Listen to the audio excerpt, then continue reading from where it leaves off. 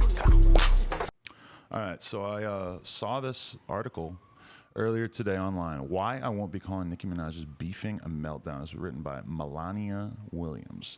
And I found this article pretty interesting. We don't require male rappers to empower one another, so why should Nicki Minaj play nice? Very interesting question. There's been a shitload of talk about Nicki lately, and a lot of people have been really trying to frame the case against Nicki, if you will, as a racist one or as a anti-feminist one, which I find that argument kind of interesting, because from my perspective as somebody who I think is a pretty objective hip hop fan, I don't really see that. I don't really see that at all. And I'd like to talk about it today. But before I get into that, I'll just sort of say, if you want one of these things, Nicki Minaj, I know you're probably watching this, head on over to nojumper.com. We got kendamas, we got t-shirts, we got lighters, we got all kinds of good stuff. And I also just want to say a shout out to the fact that, look at right there, advertisement, Jim from The Office, some movie called Jack Ryan. I don't know anything about it, but that made me want to make this video, because I was like, as long as Jim's here, things might be all right. In the album's first week, Minaj disputed Billboard numbers that placed her album second after Travis Scott's Astro World, claiming Scott bundled his album with merchandise and enjoyed the benefits of being promoted by his partner, Kylie Jenner. She also engaged in a back and forth on Twitter with her ex Safari Samuels, who continues to enjoy a legitimate career in her shadow. A legitimate career? This author thinks that Safari has a legitimate career.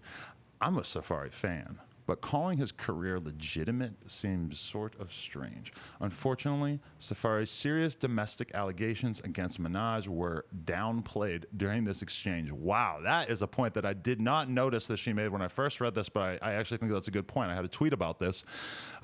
Anybody who knows me knows that the tweet was pretty much just trolling, but I totally agree with that. He said that she stabbed him.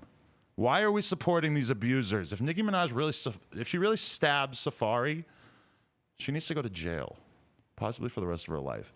Anyway, I mean, even just looking at this first paragraph, I mean, just the L's that she has taken are so without question. Okay, in the album's first week, Minaj disputed Billboard's numbers that placed her album second after Travis Scott's Astro World. Keep in mind that it was Travis Scott's second week on the charts. I mean, that is just such a stupid idea. Why the fuck did she feel the need to compete with Travis Scott's second album week sales? The last thing that you want to call attention to if you're Nicki Minaj is the fact that Travis Scott can outsell you in his second week. Terrible optics. You don't want the public thinking about that. Of course, DJ Academics is going to have a tweet about that, but you don't want people dwelling on that, so don't talk about it. Okay, she claims Scott bundled his album with merchandise and enjoyed the benefit of being promoted by his partner, Kylie Jenner. I mean, again, anybody who's paid attention to how this has played out. Yes, Travis Scott bundled his album with merchandise, but so did she.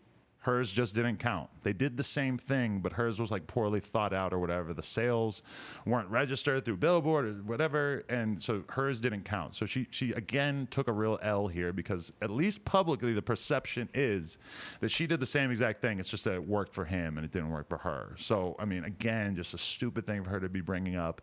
And then finally she engaged in a back and forth on Twitter with her ex Safari Samuels. I mean, I'm not saying that she should never respond to somebody that she was dating for like over a decade, but why would you be bringing that to light during your album rollout? I don't know. So again, like, these are pretty clear L's. And again, you know, I don't really want to be discussing Nicki Minaj's L's on camera. I feel like this is a pretty obvious way for me to get myself in hot water with the woke community, but I really don't give a fuck. I would like to talk openly and honestly about this. During all stages of this, Minaj has been characterized as having a meltdown. Unable to control her emotions, irrational and loud, qualities easily ascribed to black women generally, celebrity or not. This narrative is not new. Minaj is a rapper and a public figure who has never claimed to be perfect. However, she's often simply held to a different standard. Okay, let's just let's analyze this again. Minaj has been characterized as having a meltdown, unable to control her emotions, irrational and loud. Regardless of the fact that those may be sometimes used as qualities that are you know, used as stereotypes of black women, it is really hard for me to imagine that the author doesn't agree that all those emotions are, all those terms are clearly on display when we talk about what Nicki Minaj has been up to lately.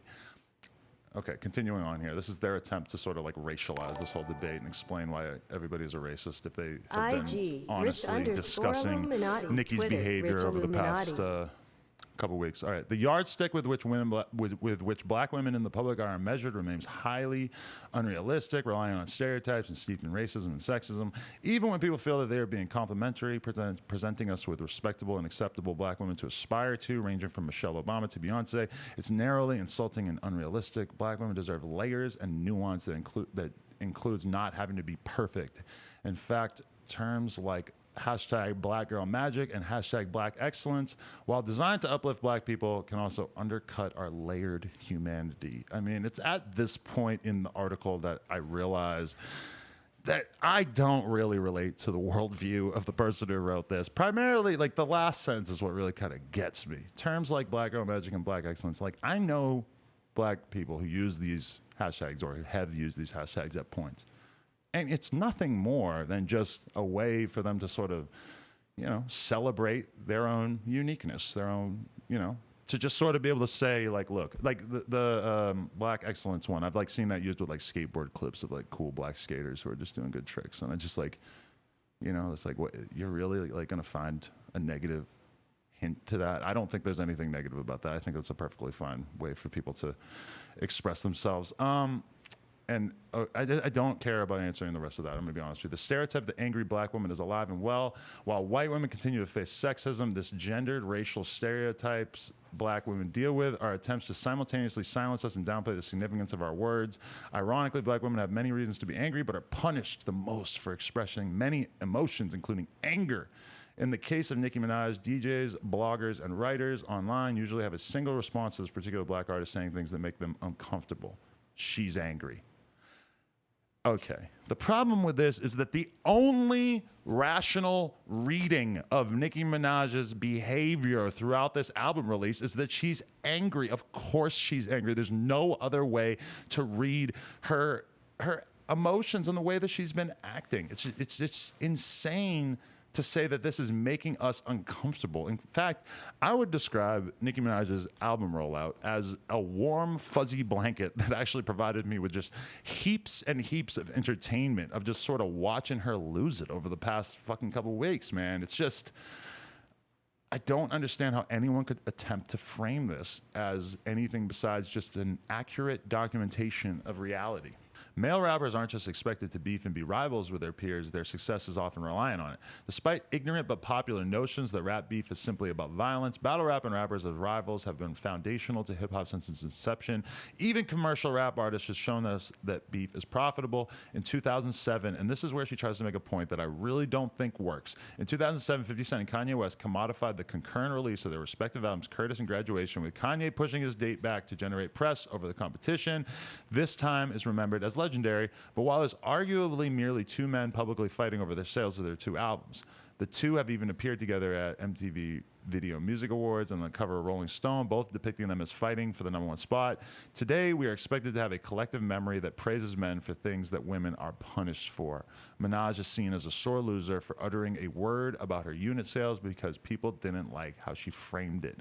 Exactly. People didn't like how she framed it because she framed it in a really fucking stupid way that is just, it was sure from the beginning to not generate sympathy for the side that she was trying to represent. And the problem with the way that she frames the Kanye versus 50 Cent debacle is that, look at what she says, this time is remembered as legendary. Okay.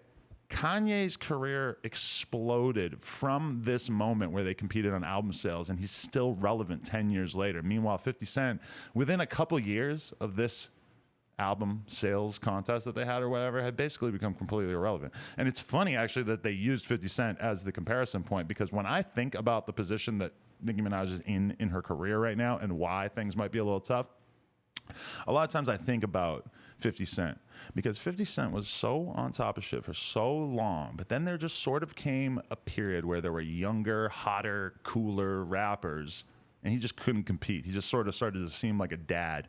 You know, he just seemed a little too old, a little too buff, a little too just not relatable. Nicki's in exactly the same position. And the other problem is that she raps like a fucking old school New York rapper the same way 50 does, like on 50's new song, Get the Strap. Oh my God, it sounds like fucking 2005 when I listen to that shit. And that's just not it. It's just, Nicki's had a hard time sort of like getting past the way that she thinks that she should be rapping. Like, she thinks that the way she raps, like, oh my God. I listened to her new album, that one song where she's like, she's dissing all these rappers or whatever. I mean, again, that's another 50 Cent tactic that obviously was like pretty much how he became famous in the first place with How to Rob. Terrible. The fucking worst. And I actually saw this hilarious clip on Twitter of her performing that song live, and it's just the most dead crowd reaction ever. Oh, it's brutal. But yeah, that really is the problem, is that Nicki Minaj has become 50 Cent. Like, she's just not relatable. People see her personality as being kind of shitty in comparison to some of her competition. And it's like, really?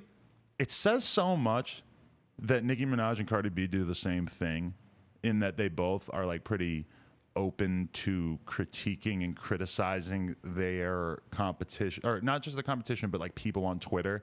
Like, Cardi B totally is the kind of person who just like will respond to some random girl on Twitter, just some random bitch, and she'll just hit her up and just say, hey, shut the fuck up, you don't know me, or whatever. And she does that shit all the time. Nicki Minaj recently did that, but the way that she did it, for anybody who is familiar with the story about how she like attacked this woman in the DMs, I'm just gonna show you the fucking DM'd writer. Yeah. Nicki Minaj dragged this writer in a private DM. And this woman actually got fired from her job. The woman that Nicki hit up, and like, Nicki just wrote this. I mean, actually, it might be worth showing just for the, oh God, am I really watching Capital One ads right now? So much bullshit on blogs, not vlogs. Vlogs are fine. Look at the shit that she said to this woman. Like, so this was her tweet. You know how dope it would be if Nicki put out mature content, no silly shit, just reflecting on past relationships, being a boss, hardships, etc. She's touching 40 soon. A new direction is needed. This is a softball tweet, you know? Like, this is kind of what I'm saying right here, but like a way nicer version of it. And then look what Nicki said. When your ugly ass was 24, you were pushing 30. I'm 34, which, by the way, she's not. Later in this, she says that she's actually 35. I'm touching 40, LOL. And what does that have to do with my music? Eat a dick, you hating ass hoe. Got the nerve to have a Trini flag on your page. You must not have heard the Pink Print or Pills and Potions. Bed of Lies, Save Me, my recent feature with Alicia Keys. Tasha Cobbs, Just Say Jealous. I'm rich, famous, intelligent, pretty, and go. But wait. Leave my balls. Tired of you sucking them. Do I even need to read the next one? This is why people don't fuck with her, because she just seems like a fucking, just a dickhead. Like, she just seems like a bitch. She just doesn't seem cool. Like, Nicki does shit like this. Or, excuse me, Cardi does shit like this too, but nobody feels any kind of negative way about it. People are just like, hey, it's Cardi. She's funny. Like, we watch a video of Cardi talking about something and we laugh because she's funny. She's like relatable and humorous. Nicki has lost that. And it's because we're now looking at Nicki in comparison to Cardi, and we're seeing somebody who actually like knows how to carry themselves with some kind of humor and stuff.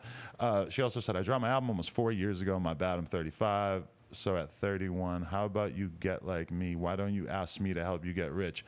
Been on top and I ain't going nowhere, ho. Tongue emoji. And then 2 more bad emojis. God. Like, that right there, that incident right there, do you need any more explanation for why people don't really seem to be in Nicki's corner at this point? I'm just going to sort of finish this off by just making this final point. I feel like Nicki Minaj, yes, she's getting a lot of criticism right now. Yes, she's been getting a lot of criticism pretty much since Cardi came out, and maybe even for a couple years before that. But my perspective is that she was really getting sort of a free ride, and she was not taking the amount of criticism that she probably deserved in prior years, because there just weren't that many other female rappers to look at and compare her to. And now we've got a lot more options to compare her to, and she doesn't seem so great in comparison. Like, the album sales don't seem that great, and her personality just doesn't seem that great. And I realize a lot of people are going to be mad at me for saying that, but it's true. Like, when you read those DMs, it's just kind of easy to say, she's a bitch, she's a dickhead, whatever. It's easy to put her in that 50 Cent category. 50 Cent, he was the biggest rapper in the world, and he sort of just got thrown to the side because one day he seemed old and sort of bored, and he was just like making dad jokes in his lyrics. He seemed sort of boring musically. And Nicki's in the exact same position. That's my opinion. But I think articles like that one, I mean, I understand where those articles come from. Like, there's literally editors just like, reaching out all over the country. Like, hey, will anyone please try to make this Nicki Minaj thing about racism and misogyny? I don't buy it. Anyway, I'd be really interested to hear you guys' opinions, though. If you'd like to let me know what you think, please drop a comment down below. NoJumper.com. Condom is available. Starbucks. I ordered this 9 hours ago, and I'm still drinking it. Nicki Minaj, please don't come for me. Peace.